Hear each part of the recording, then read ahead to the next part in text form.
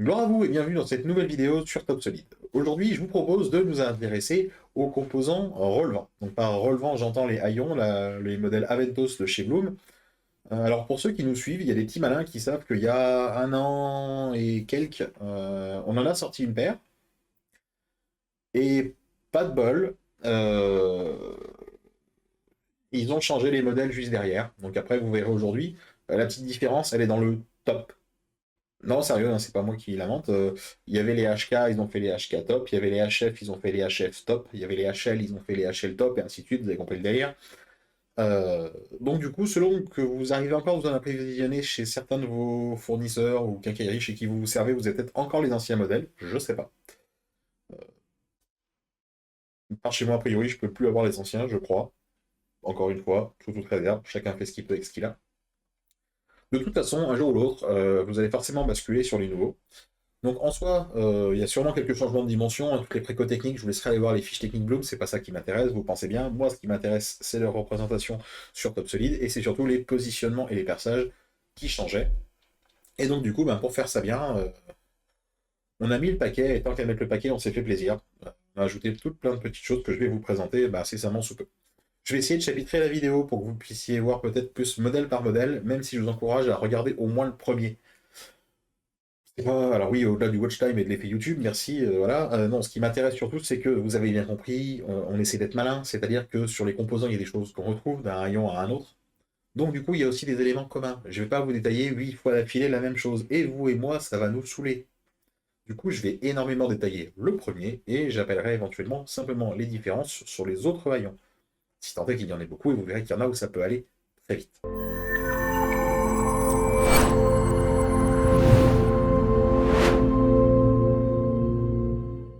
Alors déjà, je vous propose un petit récap des systèmes relevant Bloom. Alors je ne sais pas si vous voyez très bien, si c'est très net filmé à l'écran depuis le navigateur, mais dans l'idée, voilà, on va balayer les systèmes HF, donc ceux qui viennent avec la porte, enfin la double porte qui vient se couder de cette manière. On va avoir ensuite le HS qui vient mettre la porte légèrement en oblique par rapport à l'ouverture. On verra le HL qui remonte à la verticale. On verra le HK, certainement un des plus utilisés, en tout cas de notre côté.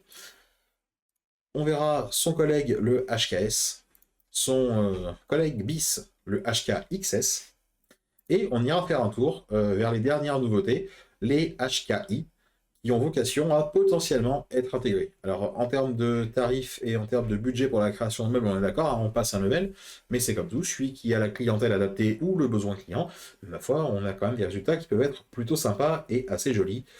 Et si je puis émettre un avis perso, tant qu'à passer sur de l'encastré, le semi-intégré, je le ferai carrément sauter pour passer sur de la Técom, mais ça, c'est un choix personnel.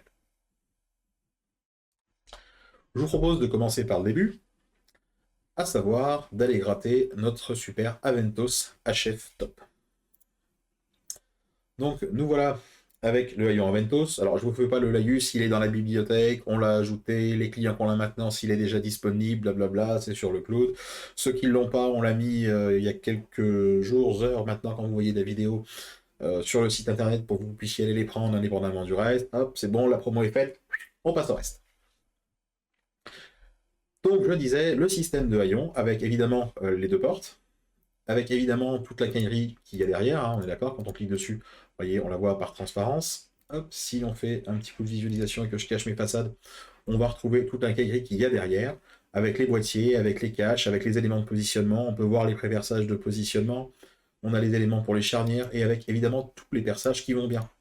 On notera qu'on retrouve dans le nom du composant, évidemment, en première info, déjà quel haillon c'est, sinon c'est vraiment embêtant.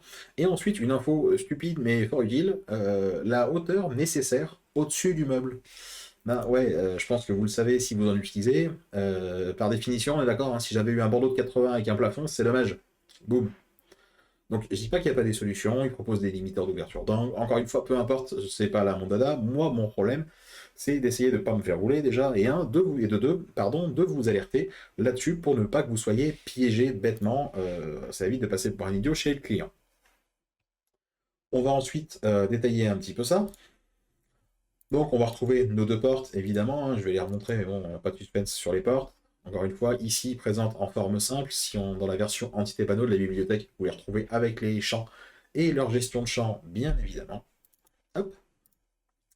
Cacaille à l'intérieur, réservoir de force, donc par défaut adapté. Vous voyez, je vous calcule le petit LF. Alors le LF, encore une fois, je prends le temps de détailler, hein, sinon je vous laisserai aller lire la doc technique de chez Bloom.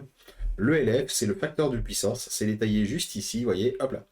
Et il vient me servir à savoir quel est le bon réservoir de force qu'il faut que je mette. Donc en fonction des différentes quincailleries, il y en a des différents à choisir. Donc là par exemple, il y a 2 références potentielles. Le facteur de puissance se calcule selon la formule qui est donnée juste ici. Donc du coup, bah, c'est pas dur, qu'est-ce qu'on a fait? On l'a appliqué, on l'a intégré dans TopSolid pour vous donner l'info. Par défaut, on va présélectionner l'intervalle le plus haut dans lequel le facteur de puissance se trouve. On vous met les petits caches à Ventos, on vous met les 2 bras, on vous met les embases. Donc là, par exemple, on a présenté le réservoir à Ventos en Eurovis et les charnières avec des embases à visser. Les plus malins ont déjà repéré le petit plus, évidemment, bah oui, comme le reste, comme les tiroirs, comme les portes, comme un peu tout ce qu'on fait, c'est géré en sous-composants. Comme ça, si vous le voulez en export d'eau, eh ben, je peux interchanger. Et ça va venir me modifier les perçages sur la porte, bien évidemment. Hop, on peut tout modifier d'un coup, oui, bien sûr. Une fois qu'on est passé en export d'eau, donc évidemment, ça nous changera la référence, ça va nous changer les perçages, je l'ai dit. Même chose pour le Eurovis, bah, peut-être que vos réservoirs de force, bah, vous ne prenez pas les Eurovis. Et vous allez pouvoir switcher ici dans type de perçage, hop, modifier, perçage Eurovis. Je veux finalement un simple conversage vis aglo. Hop là, et je vais me retrouver avec des petits perçages 5 par 3 qui correspondent aux éléments de positionnement. Si je m'arrête là, je vous aurais bien dit c'est le minimum syndical pour que ça fonctionne. On en a fait un peu plus. Donc, dans le un peu plus, bon, évidemment, vous gérez vos recouvrements haut, bas, droite, gauche, ok. Vous gérez vos épaisseurs de porte, ok. Gérez l'espace entre façades, gérez vos hauteurs de face que vous pouvez choisir, c'est-à-dire que vous pouvez forcer la dimension de la face haute pour que celle du bas soit une résultante, pour par exemple gérer un alignement ou quelque chose comme ça. Vous pouvez bien sûr, comme elles sont sous-composants, dégager les portes pour mettre les vôtres, si jamais vous en avez d'autres installées qui sont plus pertinentes, plus efficaces ou avec d'autres réglages. Vous allez pouvoir forcer la puissance du réservoir. Vous voyez par exemple, dans le premier, je vais de 2700 à 13500 et le deuxième de 10 000 à 19 300. Il y a une phase de recouvrement entre les deux. D'accord que si j'avais eu 11 000, potentiellement les deux étaient valables. Du coup, nous, on a fait le choix, la sécurité bébé, on a mis le plus fort. C'est-à-dire que si j'avais eu 11 000, eh bien, je vous aurais proposé le deuxième par défaut. Rien ne vous empêche de venir le forcer et de dire, bah non, laisse tomber, moi je veux l'autre, ça change la référence pour que vos commandes soient justes. Même chose pour les bras, vous pouvez forcer une valeur plus grande si ça vous intéresse, changer la couleur des caches, gérer la présence des relevants à droite et à gauche. Alors, c'est pas pour les enlever, on est d'accord, hein, il faut bien les deux pour que ça fonctionne de base. Ça, c'est pour les petits malins qui veulent faire des grandes façades de 1,80 m et plus, et que bah, sur le principe, on va venir en rajouter. Personnellement, je préfère poser le bloc pilote et désactiver des deux côtés pour répondre à mon besoin, que de simplement aller le chercher mécaniquement, pièce par pièce. C'est beaucoup plus long à mettre en place et beaucoup plus pénible. J'attire votre attention sur une commande « Ignorer les contrôles », qui n'est pas là par hasard. J'y reviendrai dans quelques secondes, je vais terminer jusqu'en dessous. Décalage charnière, c'est tout simplement les charnières qu'on a ici, là, là et là. Et vous l'aurez compris, hein, je vais tout simplement gérer la répartition de charnières. Je peux en vouloir 8 si ça me fait plaisir, même si c'est stupide, évidemment. De base, ça en propose 2, bah oui, heureusement. Et bien sûr, on peut gérer la propagation de charnières pour les décaler, parce que je sais pas, parce qu'on a un spot, parce qu'on a un passage de LED, parce qu'on a n'importe quoi qu'il nécessite. Pour arranger, encore une fois, personnaliser vos agencements. Je vais revenir sur mon ignorer les contrôles. Déjà, ça suppose qu'on contrôle quelque chose, donc d'apparence rien. Et encore une fois, on voulait un contrôle qui se voulait voyant, et à la fois, comment dire, et à la fois qui soit pas bloquant. C'est-à-dire qu'il y a des fois où vous faites des choses, moi le premier, hein, j'achète des composants, j'achète des éléments de quincaillerie, et je les détourne de leur utilisation première. Bon bah d'accord, il n'était pas fait pour ça mon composant, mais moi retourner comme ci, utiliser comme ça, t'inquiète, je sais ce que je fais. Donc du coup, bah, on a fait ça. Imaginons que par exemple, je dise que je veux 300 de hauteur, bon vous comprenez bien que ça va vite me poser problème. En termes de dessin, aussi stupide que ce soit, je sais tracer deux portes égales de hauteur 150, il n'y a pas trop de suspense. Je sais mettre la quincaillerie au minimum de ce qu'elle existe chez Bloom, aussi stupide que ce soit, toujours, on est d'accord. Mais maintenant, si je retourne dans mon ensemble, dans la liste de mes pièces, je retrouve plus juste le Iron Bloom. J'ai une espèce de foutu dimension hors Roco Bloom avec un attention en genre majuscule, gras, italique, tout ce qu'on a pu trouver pour mettre dans la désignation du truc, pour vous alerter, sans que ça bloque. C'est-à-dire que si là je m'arrête pas et que j'essaie d'envoyer en prod, il me laisse passer. Encore une fois, notre bibliothèque n'est pas une nounou. C'est fait pour vous aider, c'est fait pour vous assister au quotidien. Je ne suis pas là pour faire le boulot à votre place. Encore une fois, peut-être que oui, la réservation du bloc pilote, elle est de 200, mais que la partie basse est décalée et qu'il y a une porte qui est plus grande qui vient devant. Bref, je ne sais pas ce que vos clients vont vous demander. Je ne sais pas ce que vous allez me pondre comme dinguerie d'agencement. Donc moi, je vous laisse faire un maximum de choses. Par contre, attention, je viens vous dire quand même que de base, en vrai, ça pue quand même. Du coup, pour pas l'avoir tout le temps sous le nez quand on a fait le choix volontaire de ça, on peut venir lui dire, tu sais quoi, laisse tomber. Ignore tous les contrôles. Ça change rien, toujours. Et par contre, l'alerte disparaît. Et on peut continuer, on n'est plus dérangé par ça. Dès le moment où on réactive le contrôle, il check, et si c'est pas bon, il m'insulte. On va se remettre sur quelque chose de plus sympathique et de plus sensé.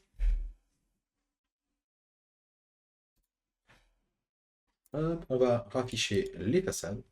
Voilà. Alors, on aurait pu encore s'arrêter là. Et vous me direz, en tout cas je le pense, on a déjà un beau bébé. Ouais, mais on a été encore plus loin.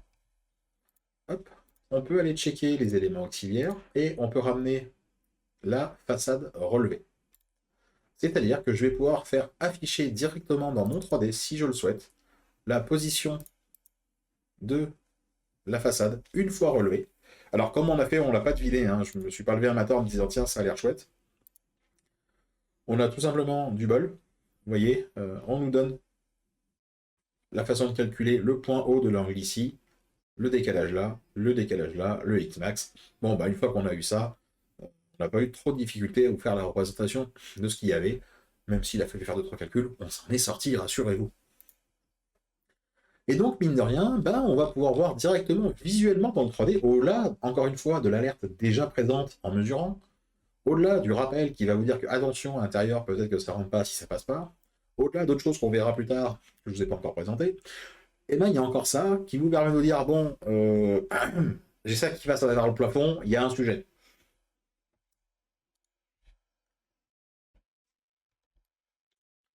Je ne sais pas ce que vous en pensez, j'attends vos retours là-dessus, c'est... Voilà, on commence à arriver sur des trucs vraiment, vraiment sympathiques. Bon, en fait, si je vais vous montrer, on va aller jusqu'au bout. Du coup, mise en plan pour voir un peu ce que ça sort. Hein. Alors, ce que ça sort sur un plan, donc j'ai fait ça un peu vite fait, vous me pardonnerez. Bon, évidemment, les sens de porte à l'ouverture, on est d'accord. Position éventuellement de la porte, du coup, une fois relevée. Donc, on a tous les détails, tous les plans. En termes de quincaillerie, c'est vrai que je ne pense pas souvent le montrer dans les vidéos, je reste un peu sur l'effet waouh du composant. Et bien, on sort évidemment toutes les références qui vont bien. Donc on a les sets de réservoir de force, les sets de cache à ventos, les sets de bras, les embases, les charnières, avec les références Bloom, avec les bonnes quantités. On retrouve à la représentation tous les éléments, évidemment. On a les petits caches, on a bien les charnières, on a bien les embases, on a bien la porte relevée, on a bien le sens de porte. Et pour info, le sens de porte est géré proprement, c'est-à-dire qu'on est bien avec un habillage de mise en plan, qui peut donc éventuellement se désactiver si on le souhaite, très rapidement. Hop, et on réactive de la même manière. Je vous propose donc d'enchaîner désormais sur notre deuxième ami, le HS. Donc cette fois, on a une forme de relevant un peu différente. Donc déjà, on n'est plus que sur une seule façade qui va se relever de la manière suivante. Hop, je vous mets la petite vue technique histoire de dire. Donc pareil, on aura un décalage de hauteur, un bout de recouvrement, une hauteur à respecter sur le dessus, une quincaille à l'intérieur. Bon, bah vous avez compris ce qui va se passer sur Top Solid. Pas de miracle, hein. Bah ouais, on va retrouver la même chose. On vous a tracé la façade en position relevée. On a la façade évidemment en temps normal, on retrouve les mêmes indications, la place nécessaire au-dessus avec l'épaisseur de la porte pour que tout soit bien compté, qu'on n'ait pas de soucis. On retrouve à l'intérieur la porte, les réservoirs de force en eurovis, les éléments d'attache façade à visser ou expando à interchanger, vous l'avez compris maintenant. On va retrouver les pilotes qui correspondent, on peut toujours gérer le type de perçage, on peut toujours gérer la présence des relevants, la présence de la façade, la puissance des réservoirs de force qu'il y a. Je vais cacher la façade pour que vous puissiez voir à l'intérieur comment c'est fait. Donc on retrouve évidemment la petite attache façade, les bras, le cache, le boîtier, pour que, comme tout à l'heure dans la nomenclature finale, vous puissiez vous retrouver avec tous vos éléments, et tout ça fait bien correctement. Hop, on se remet comme ça, on se regarde la petite vue d'ici, voilà, on a bien la correspondance, le décalage vers le haut, et comme ça, pas moyen de faire de bêtises, on est sûr de notre coup. Le système d'alerte de la même manière, hein, quand la porte va être trop grande et qu'on dépasse les préco-blooms, mettons que je fasse un truc complètement stupide, allez, mettons 900 de haut, il vous la trace. Encore une fois, vous voyez, je n'ai pas d'erreur générée, hein. Si je régénère hop, ce document, il me dit bien qu'il n'y a rien dans ma barre alpha, il n'y a pas de souci, je suis bien sur document régénéré. Hop. Par contre, hop là. Par contre, j'ai toujours mon dimension hors recobloom. Attention, pas cool, vilain pas beau. Et on peut ignorer les contrôles comme depuis tout à l'heure. Youpi, et même youpla. Je vous propose du coup d'enchaîner maintenant rapidement, hein, les éléments, vous allez vite comprendre. On a le HL, cette fois on est sur un relevant où la porte monte à la verticale, on va dire presque parallèle au meuble. Hop. Et au miracle, on se retrouve évidemment avec la même chose, où je viens vous indiquer en fonction de ma hauteur de porte qui a été renseignée, la place nécessaire au-dessus, la représentation qui va avec. On retrouve le même système avec les bons réservoirs de force, la force qui est calculée, les caches, les bras, les attaches façades, la stable latérale qui apparaît ici, hein, attention, hop, on va la montrer, voilà, juste là, toc, avec donc la petite barre de synchro qui vient entre les deux, le système de bras qui vient se lever, les attaches façades qui vont dessus, les perçages qui sont tous faits, bien évidemment, et je ne les ai pas montrés sur les autres, mais c'est évident, on est d'accord, les perçages qui viennent sur la façade également. Hop, et vu de côté, on obtient le résultat avec le décalage, comme dans le petit bouquin de Bloom. Je passe, hop là, tiens, je vous ai inversé, bah, c'est pas grave. Vous avez deviné du coup le HK, qui est certainement un des plus passés, je pense, où on vient relever bah, directement devant soi, hein, la porte monte à un peu plus que l'équerre, et donc du coup on va retrouver le même genre de conception. Donc on va avoir une hauteur minimum à tenir pour que mon arête bah, ne vienne pas taper. Donc encore une fois, hein, il existe des limiteurs d'ouverture pour venir compenser ça et arranger les choses. On va avoir set de cache, on va avoir réservoir de force, attache façade à visser, on va retrouver les mêmes réglages que tout à l'heure.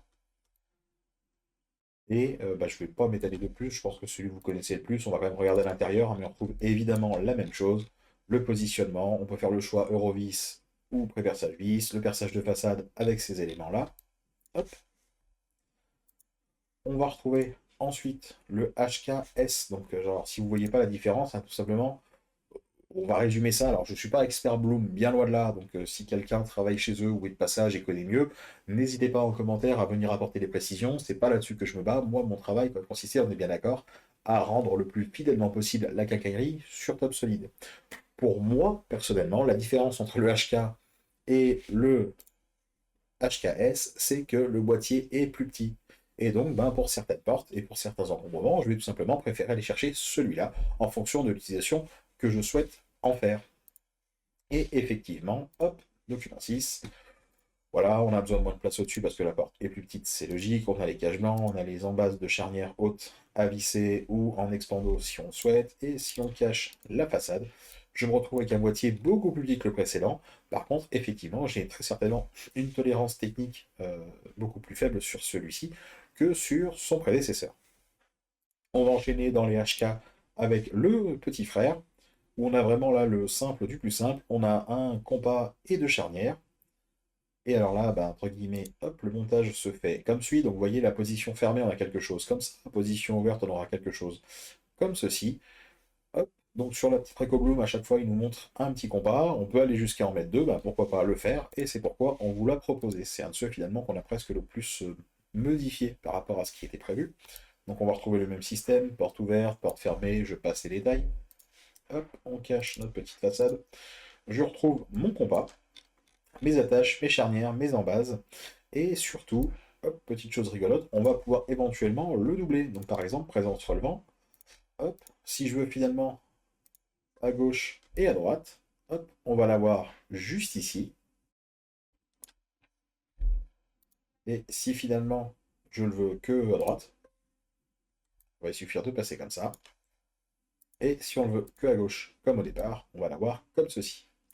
Donc on retrouve les réglages de charnière parce que sur celui-ci, il y a des charnières. On retrouve les réglages du Aventos. On retrouve les recouvrements de façade. Et on va encore une fois pouvoir interchanger les embases pour revenir sur des embases incertains si vous le souhaitez. Pareil pour les attaches façades de l'autre côté. Et la force du compas, elle aussi, est réglable de la même manière que d'habitude. Hein. Hop là, juste puissance, ici, hop là. Et vous retrouvez éventuellement les bons éléments. Je vous ai gardé le meilleur pour la fin, les HKI. Alors, les HKI, c'est vraiment un sujet à part. Bon, déjà en termes de budget, hein, je ne suis pas là pour vous donner les prix. Chacun négocie ce qu'il a négocié avec ses fournisseurs, ses quincailleries, ses approvisionneurs, ses clients, bref, tout ce que vous voulez. Mais de toute façon, même si ce n'était pas le prix de la quincaillerie en elle-même, on comprend bien qu'en termes de conception, ça va prendre un coup de latte. On était sur 4 trous de positionnement, on passe sur un défoncé, replaqué, et vous m'excuserez, mais si sur les alors là, c'est sur les semi-encastrés. Si on passe sur les full encastrés, on vient remettre une plaque pour refermer le défonçage. Moi perso, sur un meuble de ce niveau de finition-là, tout encastré, machin, le petit jaune dégueulasse, j'en veux pas. Hein. Donc, ça veut dire qu'on vient de replaquer mon côté de meuble, parce que moi je veux un truc joli. Encore une fois, c'est mon avis, aucune obligation, ni quoi que ce soit de recommandation. Je n'outrepasse pas quoi que ce soit qui pourrait l'être. Mais vraiment, pour moi, voilà, l'idée c'est vraiment de pousser les choses plus haut, d'apporter un meilleur niveau de finition. Et du coup, ben, on va pas laisser ça comme ça, me semble-t-il. C'est discutable, ma foi, chacun va midi sa part. Ce qui m'intéresse, moi, c'est ce que nous, on peut vous apporter là-dessus. Donc, qu'est-ce qu'on a fait? Blablabla, ok, semi-encastré, on a l'information, on a la dimension au-dessus, tout comme les autres, tout pareil. Hop, maintenant, de base, je suis courageux, mais pas trop. Donc là, on est sur le modèle semi-encastré. Donc sur le modèle semi-encastré, on vient faire la poche normalement de cet élément-là, et on vient juste remettre un cache par l'intérieur pour gagner de la place et être propre. C'est pas mon modèle préféré, je me dis que tant qu'à s'enquiquiner l'encastré, autant le faire totalement, mais ma foi, c'est comme ça existe. Pourquoi je n'ai pas fait la poche? Et bien la poche, déjà c'est une poche, et de deux, je sais pas comment vous allez vous la gérer. Il y a une préco-bloom, du coup, ben je me suis pas enquiquiné, j'ai fait ça. Hop, élément auxiliaire, on va avoir un élément de plus, qui est la poche réservoir de force, juste ici, hop là, et on peut voir, là, discrètement, qui est apparue une esquisse, qui me permettrait éventuellement simplement de faire bois, poche, garder visible, utiliser ça, débouchant, non, hop, profondeur, je ne me rappelle plus de la préco, je vais taper 12, il me semble que c'est ça, mais j'en suis pas sûr. Et même chose de l'autre côté, hop, clac. Donc, vous maîtrisez votre poche, et je suis sûr d'être bon. Sauf qu'il y en a toujours un qui va me dire oui, mais moi, le congé, je le fais pas comme ça. Oui, mais moi, j'ai voulu laisser du jeu, j'ai mis plus grand. Oui, mais d'accord. Du coup, c'est pour ça. Je vous en fournis une qui, selon moi, fonctionne. Encore une fois, vous n'êtes pas obligé de vous en servir. Je vous pose la cacaille, on vous la met en place, on vous assiste, on vous donne les contrôles nécessaires. Je vous propose une esquisse, une forme de poche pour venir entailler, qui ne vous correspond pas forcément et je l'entends. C'est juste une assistance. Celui qui veut la prendre pour juste l'afficher, retracer par-dessus et mettre ses jeux en parallèle, il peut. Celui qui veut l'ignorer complètement et tracer son défonçage, il peut. Encore une fois, l'intérêt pour nous, c'est pas de vous obliger à travailler avec un modèle, mais vraiment de vous donner le libre accès à un maximum de choses. Bon, vous avez compris. Bon, je pense que vous avez compris ce qui va se passer si jamais je mettais en place éventuellement le full intégré. On va avoir la même genre de choses. La différence, c'est qu'on va avoir la gestion de la plaque en plus. Si vraiment ça vous intéresse, je referai une vidéo dessus, peut-être un peu plus détaillée sur les HKI semi-encastrés et full encastrés. Aujourd'hui, je sais pas, mais en tout cas vis-à-vis des clients et des demandes que j'ai reçues, je dis pas que ça n'existe pas, je dis qu'aujourd'hui, moi, sur les demandes que j'ai reçues, en vrai, la grosse demande, elle est sur les HK. Voilà, on va avoir le HKXS, le HKS, le HK tout court, enfin en top, pardon. Les autres, bien que j'en passe quelques-uns, c'est pas ceux que je vois passer et utiliser le plus fréquemment. Alors après, pourquoi? Est-ce que c'est une question de goût chez les clients? Est-ce que c'est des questions de prix ou de mise en œuvre auprès des menuisiers, des agenceurs? Je ne sais pas. Le fait est que, constat, tout simplement, sur les premiers qu'on avait mis à disposition, par exemple, sur le site internet, et bien tout simplement, le HK partait bien, les autres beaucoup moins.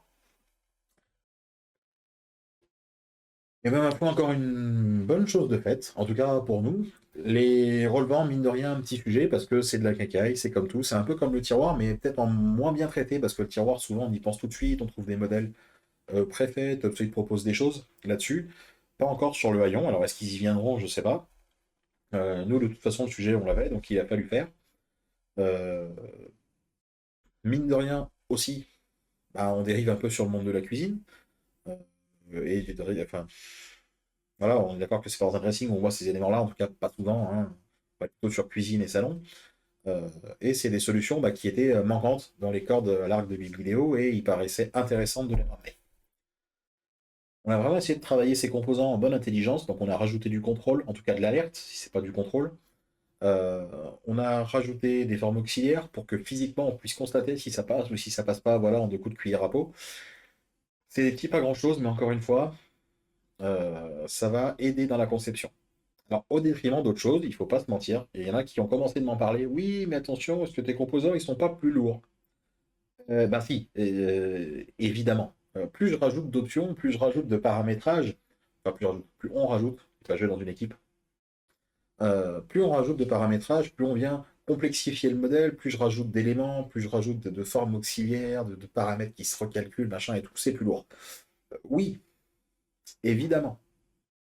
La question, c'est est-ce que cette perte, en tout cas cette surcharge, en vaut la peine? Bah pour moi, c'est la quantité qui va décider. Par exemple, euh, sur le haillon, vous l'avez compris si vous avez regardé un peu la liste des composants qui s'affichent, euh, il y a forcément un jeu d'activation, désactivation en fonction des besoins, qui peut être donc lourd, parce que malgré qu'on désactive le composant, on ne le voit plus peut-être, oui, mais il est toujours là, il est toujours calculé par TopSolid, donc ça bouffe de la puissance de calcul qui vous sert littéralement à rien si vous l'avez désactivé. Mais personnellement, je vais estimer que les haillons, c'est pas ce que vous allez me mettre par centaines dans un agencement. Je dis pas que ça peut pas arriver. Je dis que par défaut, c'est pas ça que je croise le plus. Et que je vais accepter, moi, de dire ça vaut le coup de le charger pour ce que j'y gagne. Pour vous donner l'exemple inverse de ça, il y a un composant sur lequel j'ai absolument pas fait l'impasse et sans aucune pitié, je tergiverserai là-dessus, pardon, c'est la porte. La porte, souvent, quand on apprend à l'activer, désactiver, on est vite tenté, tout comme le caisson, mais je vais rester sur l'exemple de ma porte, voilà, de lui mettre toutes les charnières possibles, toutes les quantités possibles qu'on lui met. On les met à droite et à gauche. Et en fonction d'un petit paramètre, si on répond droite ou gauche, on vient activer ou désactiver les charnières d'en face. Ça marche, évidemment que ça marche. C'est le principe. Le problème, c'est pas que ça marche pas, le problème, c'est que ça va être très lourd. Ah, vous me direz, moi j'ai fait pareil sur les haillons, et culotté le monsieur. Oui, mais moi, un haillon, dans un agencement, je vais en avoir 2-3. Des portes, je peux en avoir 50. Si je désactive 25 charnières par porte qui servent à rien fois 50, bon, bah, j'ai mis le composant, plus tous les paramètres qui vont avec, qui sont recalculés pour rien. Euh, Si j'ai 3 ions qui se battent en duel, ouais, bah, j'ai 7, 8, 10, allez, 15 composants avec leur paramétrage qui font chier. Bon, bah ça, 15, il va gérer top solide, hein, c'est pas le sujet. Euh, c'est comme tout cumulé, je dis pas que ça compte pas. Je dis qu'on fait des choix, qu'il faut les arbitrer, et qu'aujourd'hui, je trouve que j'ai un plus gros gain en me faisant pas avoir avec ma porte qui va pas taper le plafond parce que je l'aurais vu et que je l'aurais anticipé.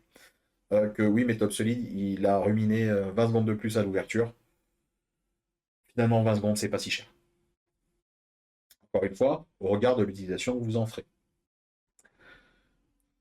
Sujet performance chez TopSolid, c'est un petit sujet et il y en a beaucoup qui viennent dessus. Donc, par exemple, on évite, on est d'accord, hein, alors je digresse, mais mine de rien, ça peut servir à d'autres.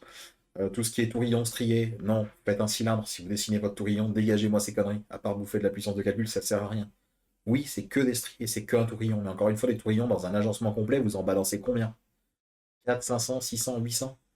Il faut calculer toutes les petites stries à chaque fois. Pensez vraiment que ça sert à quelque chose dans TopSolid?